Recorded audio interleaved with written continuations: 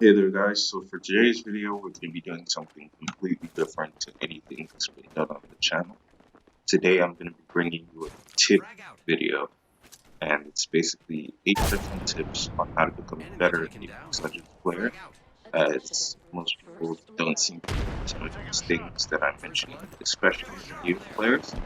If you are a veteran Apex player and would like to leave some tips for the newer players, leave them down below in the comments. Let them know that, look, I guess you're not toxic. Yeah, just let's help out the community stuff. Yeah, hope you guys enjoyed the video. Hope you find some of the tips useful, or all of the tips useful. Have a nice day, guys.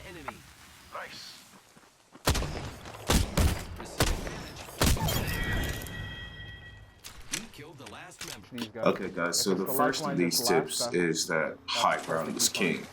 Essentially, that means when you're dealing with an enemy team, it's always important to remember that maintaining the high ground can be the difference between living and dying, because you're able to survey the whole playing field and basically third party when you feel the need to. If the other team has an enemy pathfinder, what you're going to want to do is look around you, maintain awareness of your surroundings so no one can jump you. And pro tip is, if you have a Watson or Caustic, place their traps around any zip lines or any entry points to wherever you are. It will keep you guys from getting third party, but also help you maintain the high ground and not get pushed off it, which is going to be great for you. Okay, so this is one that I see all too often from newer Apex Legends players, and it's a very, very crucial point. And it's with regards to team survival and your survival as an individual. And it's that you should never overloot. Basically, if you have a bunch of boxes around you, what you need to do is pick what you need and move on. Like, don't spend too much time looting up. Otherwise, you may get jumped by one of many possible things. You could get jumped by an enemy team.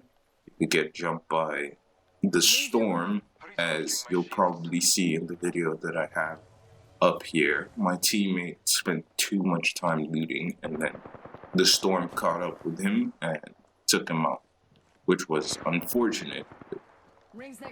Little secret is, I went on to win the game solo, so it didn't really matter, because even though he left me.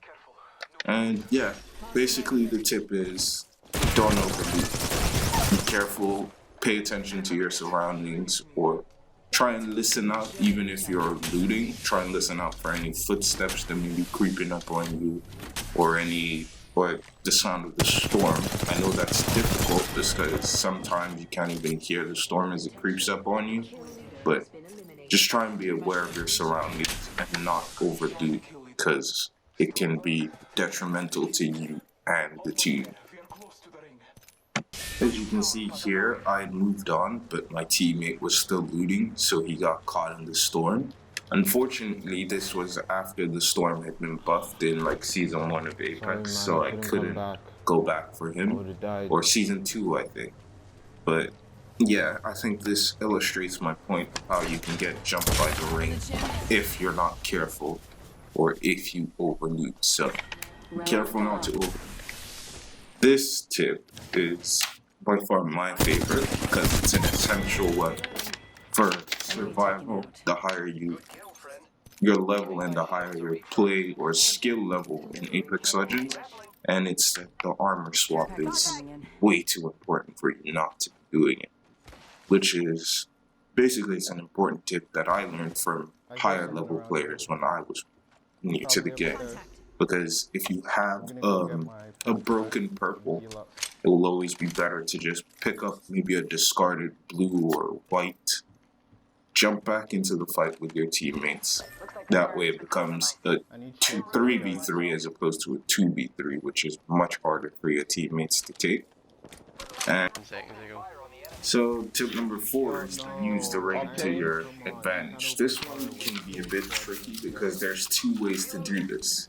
You can either stormhold the team, which is basically standing in front of the storm in order to keep them there, so that when they come in, they have as little health, and all you have to do is just chip off their shields. The second method is basically for you to run with the ring as it closes so as to hide your presence, especially if people are fighting. Especially if people are fighting, then that is like highly advantageous to you.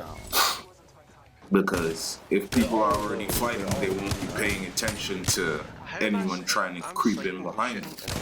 How are you still alive? Now, this one's pretty self-explanatory. Basically means pay attention to how many squads are still alive and when the ring is closing. And this is one that I found incredibly useful because I've repeatedly died because I forget the number of squads left, or I forget when the ring was closing. As you could probably see in the video that I have up, it's important to pay attention to both of those things because they can be the difference between the winners and a loss. As you see here, I lost the game because I forgot about the ring. If I had just pushed to the ring, we would have won this. Now, this one is one of my pet peeves in Apex Legends, and something I hope you guys don't do, but it's leaving immediately you die. I mean, Apex Legends is a team game. You can still be respawned if you stay in the game. So stay in the game for those 90 seconds. If your teammates can respawn you, then, I mean, at least give them the opportunity to. Because here in this game, our teammate left us, but the funny thing was we went on to win the game. So if he just stayed on with us, who knows, we could have all won the game together and all had a really nice game. So don't leave. Okay, so I'm not going to bore you with too many details on this one. Basically, when you have a gold shield, a gold body shield, what you're going to need to do is pick up big heals. Phoenix kits, shield batteries, med kits, they will save your life from time to time. Like, they will save your life way more often than you think. So pick up big heals. Number 8 is a very, very legend-specific tip. And it's basically, do not leave your heal drone in the open. I've been in way too many games where I've had a lifeline on my team and, well, basically they just keep leaving the heal drone out in the open for really anyone to either shoot at or for you to get shot at while you're healing. Because sometimes, like, you need to place it somewhere where your teammates can't get hit easily. Like, essentially be smart about where you place it. Hope you guys have enjoyed the video. Like I said earlier, like the video, subscribe, share if you can. Yeah, hope these tips are useful to you as they have been. And hope you guys have an amazing day. Here with subs. The channel keeps growing. Sorry the video came so late. Love you guys. Have a nice day. Great, another game where I didn't get my fucking 2K.